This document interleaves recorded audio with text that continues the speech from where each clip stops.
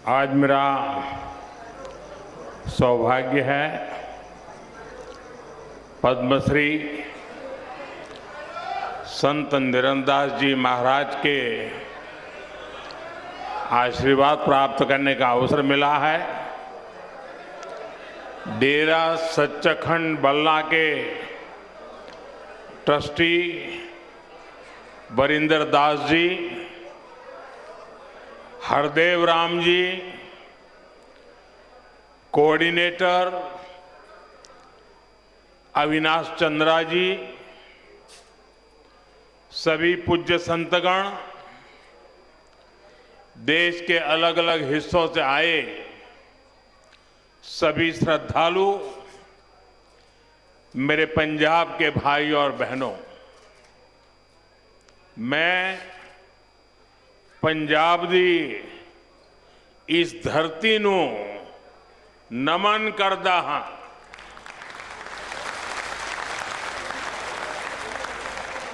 आज माघ पूर्णिमा की पवित्र तिथि है। श्री गुरु रविदास जी की 649वीं जयंती का पावन अवसर है। इस पुण्य पर्व पर मुझे आप सबके बीच आने का सौभाग्य मिला है। मैं इस पवित्र मंच से श्री गुरु रविदास जी को प्रणाम करता हूं। मैं आप सभी को और सभी देशवासियों को संत रविदास जयंती और माघ पूर्णिमा की शुभकामनाएं देता हूं। भाइयों बहनों, आप सभी जानते हैं मेरा रिश्ता श्री गुरु रविदास जी की जन्मभूमि काशी से है। काशी के लोगों ने मुझे आशीर्वाद दिए और सांसद के रूप में काशी की सेवा करने का भी सौभाग्य मिला। काशी का सिर गोवर्धनपुर करोड़ों अनुयायियों के लिए तीर्थ भूमि है। काशी के वो घाट जहां संत रविदास जी की शिक्षाएं प्रकट हुई थी, वहां मां गंगा की वो धारा है जिसको साक्षी करके गुरु रविदास जी ने कहा था, मन चंगा तो कठौती में गंगा। हम सभी इनसे बहुत प्रेरणा पाते हैं और मैं जब भी सिर गोवर्धनपुर जाता हूं, बड़ी संख्या में मुझे मेरे पंजाब के भाई बहनों से मिलने का भी सौभाग्य मिलता है। अब इस बार मैं संत रविदास जी की प्रेरणा भूमि पंजाब की वीर भूमि में आया हूं।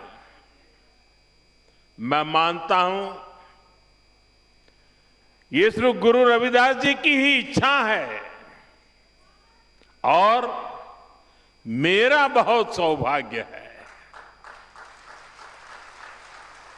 मैं इस आयोजन में मुझे निमंत्रित करने के लिए डेरा सचखंड बल्ला का आभार व्यक्त करता हूं, प्रणाम करते हुए अभिनंदन करता हूं। संत श्री पिपलदास जी, संत श्री सरवनदास जी और इस परंपरा के ऐसे सभी संत जिनके प्रयासों से श्री गुरु रविदास जी के विचार जन जन तक पहुंचे हैं, मैं उन सभी संतों को भी श्रद्धापूर्वक प्रणाम करता हूं। साथियों, समाज सेवा के क्षेत्र में डेरा सचखंड बल्ला के कार्य बहुत सराहनीय रहे हैं। शिक्षा, स्वास्थ्य से जुड़े अनेक कार्य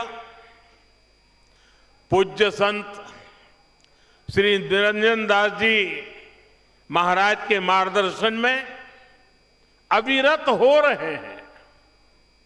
उनके नेतृत्व में दुनिया के कई देशों में श्री गुरु रविदास जी के विचारों का प्रसार भी हुआ है।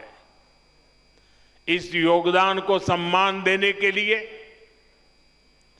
अभी हाल ही में हमारी भाजपा की केंद्र सरकार ने पूज्य संत श्री निरंजन दास जी महाराज को पद्म पुरस्कार से सम्मानित किया है। इस अवसर पर मैं उन्हें आदरपूर्वक नमन करता हूं। उनके सभी अनुयायियों को इस सम्मान के लिए बधाई देता हूं। सभी संतजन इस पवित्र पर्व पर मैं आप सबके बीच एक व्यक्तिगत कृतज्ञता भी व्यक्त करना चाहता हूं। अभी कुछ ही महीने पहले पूज्य संत निरंजन दास जी महाराज और संतों के स्नेह से मेरे जन्मदिन पर डेरा सचखंड बल्ला में अरदास हुई थी। मेरे लिए ये सामान्य बात नहीं है, मेरे जीवन में बहुत विशेष बात है। संत रविदास जी ने हमें सेवा का जो मार्ग दिखाया है, उस प्रेरणा को इससे और ऊर्जा मिली है। मैं इस स्नेह के लिए आप सभी का हृदय से बहुत बहुत धन्यवाद करता हूं। साथियों, आज मुझे एक और बात की भी खुशी है। अब से थोड़ी देर पहले ही संत रविदास जी के नाम पर आदमपुर एयरपोर्ट का नया नामकरण हुआ है।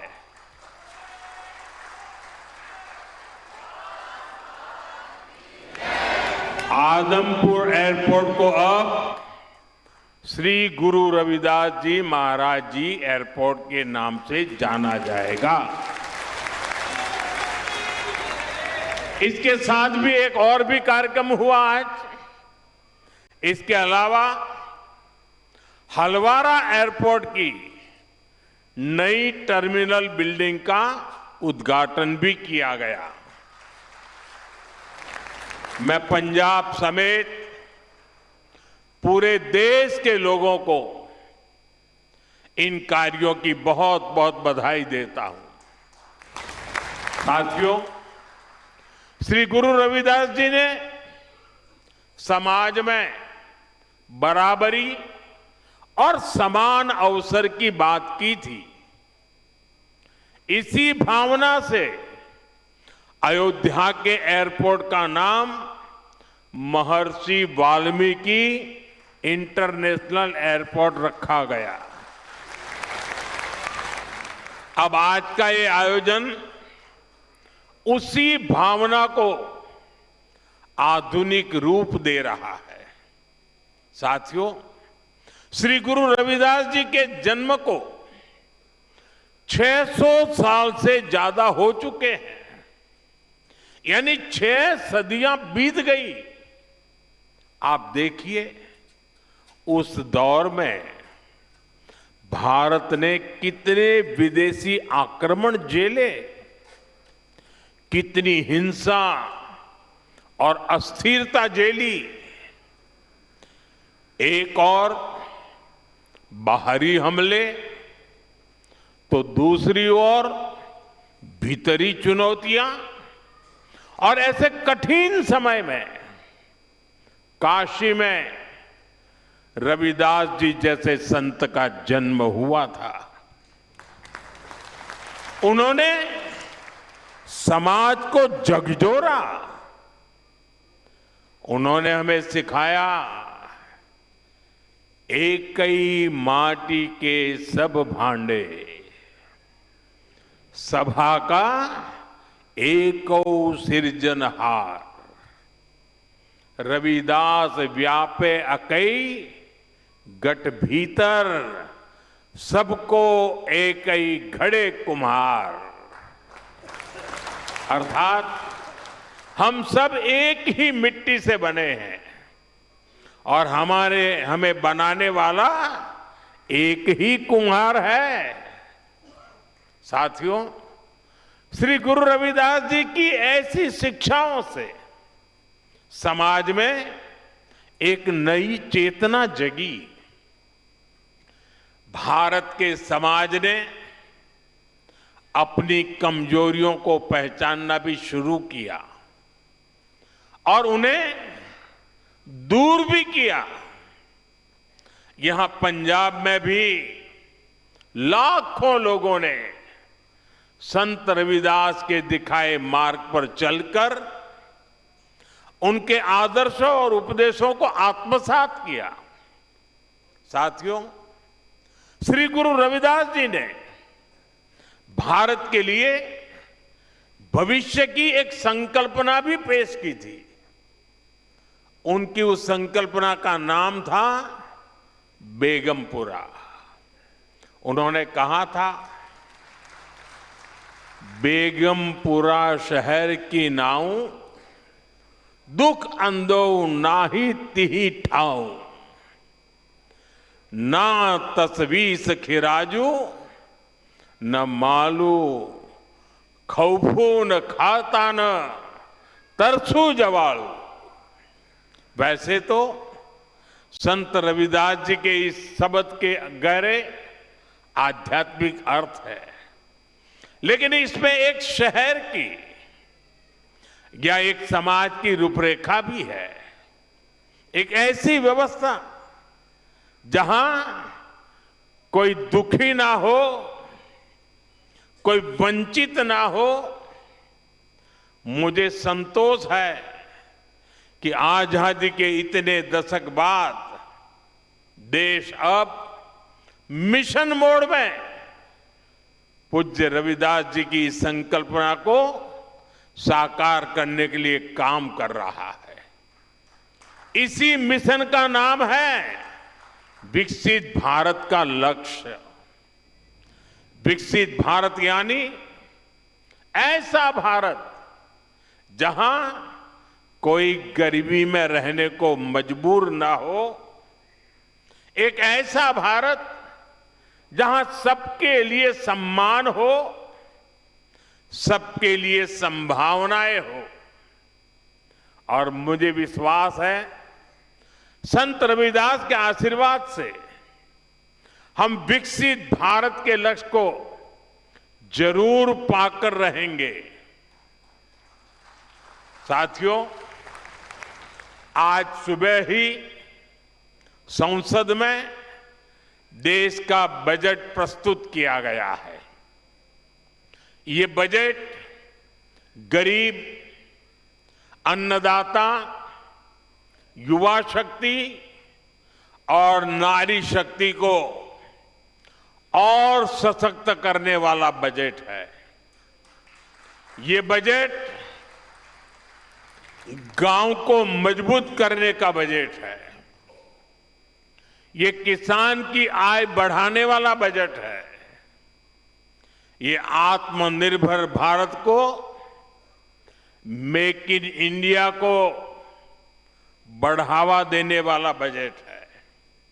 साथियों, बीते वर्षों में हमारी सरकार ने सड़क, पुल, बिजली, पानी, रेल, गरीबों के घर, सिंचाई, ऐसे हर इंफ्रास्ट्रक्चर में अभूतपूर्व निवेश किया है। इस बजट में ऐसे कामों के लिए पहले से भी अधिक यानी 17 लाख करोड़ रुपए का प्रावधान किया गया है। इससे गांव, गरीब, किसान, नौजवान सभी को फायदा होगा। इंफ्रास्ट्रक्चर निर्माण पर लगने वाला हर रुपया रोजगार के अनेक नए अवसर बनाता है। गांव में गरीब का घर बनता है तो मिस्त्री हो, गाड़ी वाले हो, स्थानीय दुकानदार हो, सबको फायदा होता है। गांव की सड़कें अच्छी होगी तो मंडी तक उपज पहुंचाना आसान होगा और इन सब का फायदा यहां आप सभी को मिलेगा। साथियों, बीते सालों में हमारी सरकार ने गरीबों और मध्यम वर्ग को सस्ता और अच्छा इलाज देने में बहुत ध्यान दिया है। पिछले 11 सालों में बहुत सारी दवाएं सस्ती की गई है। गरीबों को और बुजुर्गों को मुफ्त इलाज की सुविधाएं दी गई है।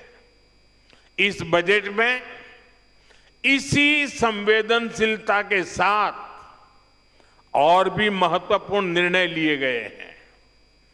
कैंसर के इलाज को और सस्ता करने के लिए अनेक कैंसर दवाओं को और सस्ता किया गया है। कई ऐसी और बीमारियां हैं जिनकी दवाएं विदेशों से मंगानी पड़ती हैं। गरीब और मिडिल क्लास के लिए इतनी महंगी दवाएं पहुंच से बाहर होती हैं। ऐसी अनेक दवाओं को भी अब और सस्ता किया गया है।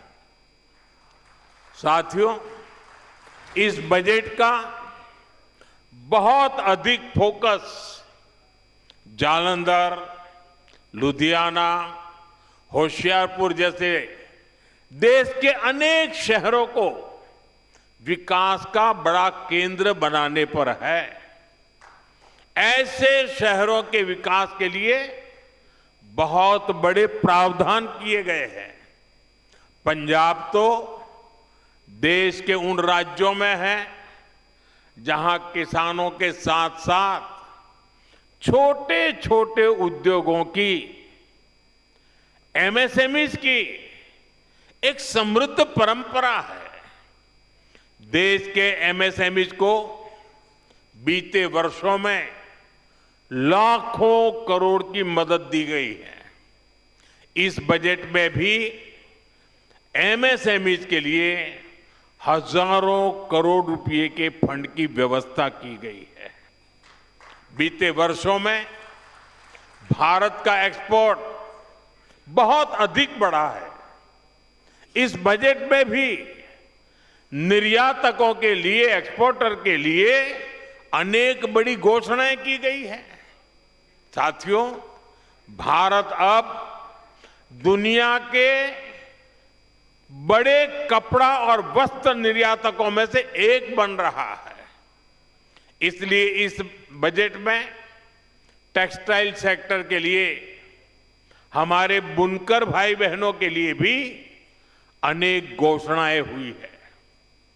महात्मा गांधी ग्राम स्वराज अभियान से हमारे गांवों में जो बुनकर है, हथकरघा और हस्तशिल्प से जुड़े साथी हैं, उनको बहुत फायदा होगा। कपड़ा क्षेत्र में ज्यादा से ज्यादा रोजगार बने, इसके लिए प्रोत्साहन का भी प्रावधान किया गया है। देश में और भी कई मेगा टेक्सटाइल पार्क बनाए जाएंगे। इससे कपास किसानों से लेकर श्रमिकों तक हर किसी को फायदा होगा। साथियों, बजट का एक और फोकस एरिया खेल है, स्पोर्ट्स है, और पंजाब तो इसमें बहुत आगे है। इस बजट में खेलो इंडिया मिशन की घोषणा की गई है। इसके तहत आधुनिक इंफ्रास्ट्रक्चर तो बनेगा ही, साथ ही जो कोच है, सपोर्ट स्टाफ है, स्पोर्ट्स साइंस है, इससे जुड़े प्रोफेशनल्स भी तैयार किए जाएंगे। साथियों, बजट से कुछ दिन पहले ही देश की अर्थव्यवस्था में नई ऊर्जा भरने वाला एक और ऐतिहासिक काम हुआ है। भारत और यूरोपियन यूनियन के बीच ट्रेड डील पर सहमति बनी है और सारी दुनिया कह रही है मदर ऑफ ऑल डील। आज पूरी दुनिया में हर तरफ इसकी बड़ी चर्चा है। इस ट्रेड डील के बाद यूरोप के 27 देशों के साथ हमारा व्यापार खूब फलेगा फूलेगा। अब हमें वहां सामान भेजने के लिए टैक्स ना के बराबर देना पड़ेगा। हमारे पंजाब की पहचान तो यहां के मेहनती लोगों से है, यहां के किसानों से है। पंजाब को स्किल्ड युवाओं के लिए जाना जाता है। ट्रेड डील से हमारे पंजाब के भाई बहनों को बहुत फायदा होने वाला है। यहां जालंधर, लुधियाना और अमृतसर में कपड़ा उद्योग से लाखों लोग जुड़े हैं। अब पंजाब के टेक्सटाइल सेक्टर को नए और बड़े बाजार मिलेंगे। 27 देश खुल गए हैं। यहां जो कपड़े तैयार होंगे वो यूरोप के बड़े बड़े बाजार में बिकने के लिए जाएंगे और उन पर टैक्स भी न के बराबर होगा। इसका मतलब है पंजाब की फैक्ट्रियों में ऑर्डर बढ़ेंगे, फैक्ट्रियों में काम बढ़ेगा। इससे डिजाइन, प्रोडक्शन जैसे दूसरे फील्ड में भी रोजगार बढ़ेंगे। साथियों, हमारा ये जालंधर स्पोर्ट्स से जुड़े सामानों के लिए, स्पोर्ट्स गुड्स के लिए विश्व प्रसिद्ध है। यूरोपियन यूनियन से हुई ट्रेड डील के बाद जालंधर और आसपास के इलाकों में स्पोर्ट्स के सामानों की मैन्युफैक्चरिंग बढ़ जाएगी। इसके साथ ब्रांडिंग, पैकेजिंग और लॉजिस्टिक में भी रोजगार बढ़ेगा। आज जो बजट प्रस्तुत हुआ है उससे भी जालंधर के स्पोर्ट्स गुड्स सेक्टर को बहुत मदद मिलेगी। साथियों, पंजाब खाद्यान्न के उत्पाद में भी आगे है। ट्रेड डील से हमारे प्रोसेस्ड फूड और आसानी से यूरोप के मार्केट तक पहुंचेंगे। इससे मोगा, फिरोजपुर, होशियारपुर और बठिंडा जैसे इलाकों में किसानों को बहुत फायदा मिलेगा। ये व्यापार समझौता पंजाब के युवाओं के लिए, किसानों के लिए बहुत बड़ा अवसर लेकर आया है और मुझे विश्वास है श्री गुरु रविदास जी के आशीर्वाद से आप सभी को इसका भरपूर लाभ मिलेगा। साथियों, इस अवसर पर मैं अपने देश के उद्यमियों, मैन्युफैक्चरर्स और प्रोडक्शन से जुड़े सभी लोगों से एक अपील करना चाहता हूं। हमें अपने प्रोडक्ट की क्वालिटी पर बहुत जोर देना होगा। हमारे उत्पाद जहां भी जाएंगे उन पर भारत की छाप होगी। हमें अपने प्रोडक्ट्स को ऐसा बनाना होगा कि वो जिस मार्केट में जाए वहां के नागरिकों का दिल जीत लें। हमें ध्यान रखना होगा कि प्रोडक्शन क्वालिटी पर कोई समझौता ना हो। उसकी डिजाइनिंग, पैकेजिंग सबसे बेहतर हो। हमारे प्रोडक्ट वहां के नागरिकों की जरूरत के हिसाब से हो और लोगों को लगे कि अगर ये सामान भारत में बना है तो ये वैल्यू फॉर मनी है। आज ग्लोबल मार्केट में कंपटीशन बहुत ज्यादा है। अगर हम क्वालिटी प्रोडक्ट नहीं बनाएंगे तो हमारी जगह कोई और ले लेगा, फिर यह अवसर हमारे हाथ से निकल जाएगा। हमें ये अवसर नहीं जाने देना है। एक समय था जब भारतीय प्रोडक्ट्स अपनी क्वालिटी की वजह से जाने जाते थे, लेकिन गुलामी के लंबे कालखंड में इस पहचान को मिटाने का प्रयास हुआ। हमें भारत की उसी पहचान को फिर से स्थापित करना है। हमें पूरी ताकत लगानी है कि हम अपने प्रोडक्ट की क्वालिटी ज्यादा से ज्यादा बढ़ाएं ताकि हम उस मार्केट के रूप में स्थायी जगह बना सके, लोगों का दिल जीत सके। क्वालिटी ही भारत में बने प्रोडक्ट की सबसे बड़ी ब्रांडिंग होगी। तभी हम वहां के मार्केट में मजबूत पकड़ बना पाएंगे। साथियों, श्री गुरु रविदास जी ने हमें उपदेश किया है, श्रम कऊ ईसर जानी कई, जऊ पूजही दिन रैन। रविदास तिही ही संसार मह सदा मिलही सुख चैन। अर्थात जो श्रम को ईश्वर मानकर उसकी पूजा करता है वो हमेशा सुखी रहता है। इसलिए आज देश श्रम की पूजा कर रहा है। आज खेतों में पसीना बहाने वाले किसान के लिए किसान सम्मान निधि मिल रही है। यहां पंजाब के किसानों को भी पीएम किसान सम्मान निधि के 6,000 करोड़ रुपए से अधिक मिले हैं। आज श्रमिक वर्ग को नए कानून बनाकर उसके अधिकार दिलाए जा रहे हैं।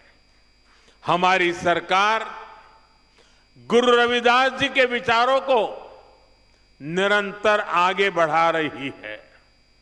जैसे अब संत रविदास जयंती का राष्ट्रीय स्तर पर आयोजन होने लगा है।